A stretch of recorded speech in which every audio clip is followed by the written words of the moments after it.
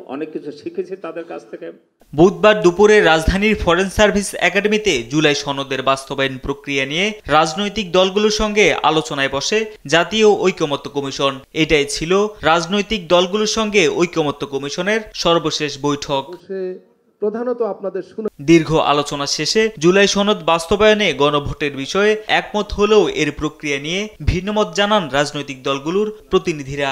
ঐকমত্য কমিশন যদি সিদ্ধান্ত দেয় যে না আগের দিনে হবে, তাতেও আমরা একমত থাকবো, কারণ এটা নিয়ে বিতর্ক তুলে টোটাল প্রসেসটাকে আমরা প্রশ্নবিদ্ধ করতে চাই না। জাতীয় নির্বাচন এবং গণভোট একই দিনে হলে গণভোটের মাধ্যমে জনগণ এই জুলাই জাতীয় সনদকে এক ধরনের অনুমোদন দেন। যে আমাদের ভিতর আজকে যে কামড়াকামড়ি মতপার্থক্য, এইটা দেখে জাতীয় ঐকমত্য কমিশন তারাও এক ধরনের হতাশায় নিমজ্জিত হয়েছে। নির্বাচনের আগে গণভোটের আয়োজন করলে জাতীয় নির্বাচন বিলম্বিত হতে পারে, তাই জাতীয় নির্বাচনের দিনেই গণভোটের পক্ষে মত দেয় বিএনপি। আমি বুঝি নির্মাণের শিল্প, সালাম স্টিল বোঝে ডিউরেবিলিটি। সালাম স্টিল মোস্ট ডিউরেবল স্টিল। সেই গণভোটটা আগে হলেও যে ফলাফল, একই দিনে হলেও সে একই ফলাফল, দুটোটাই বাইন্ডিং ক্যাপাসিটি থাকতেছে সার্বভৌম ক্ষমতার অনুবলে।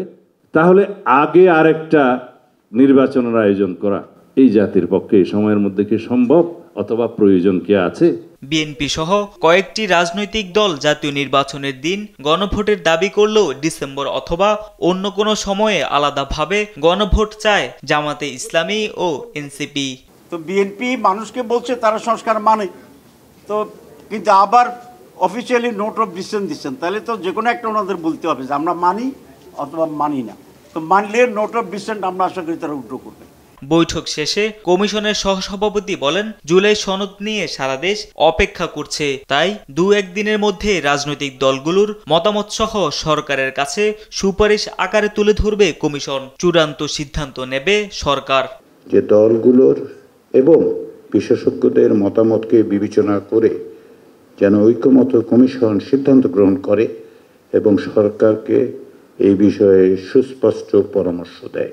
এই সময় আগামী এক সপ্তাহের মধ্যে জুলাই সনদের স্বাক্ষর সহ দেশের স্বার্থে রাজনৈতিক দলগুলোর মধ্যে ঐক্য ধরে রাখার আহ্বান জানান ডক্টর আলী রিয়াজ এবং অত্যন্ত সময়। তারেক মাহমুদ সুজন, দেশ টিভি, ঢাকা। কিছু শিক্ষণীয় আছে, আমি তাদের সবার প্রতি